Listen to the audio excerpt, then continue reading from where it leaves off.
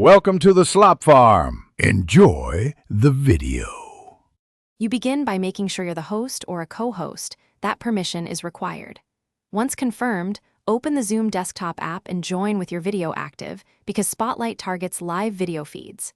Next, locate the participants list and verify names. This makes selection fast.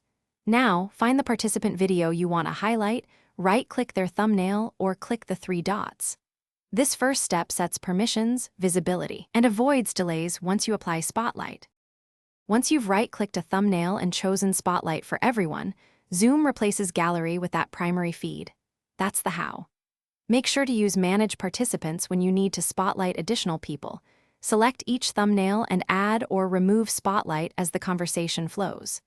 If you have multiple presenters, you can spotlight up to 9 videos. However, switching between spotlights quickly keeps focus and prevents confusion. Also be aware that spotlights override individual pin settings for participants.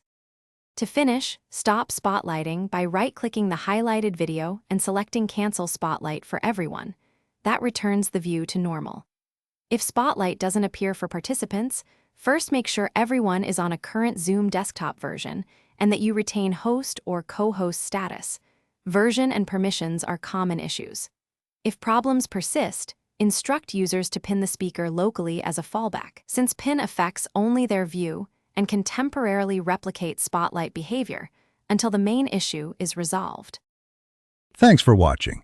Consider subscribing if we helped you today.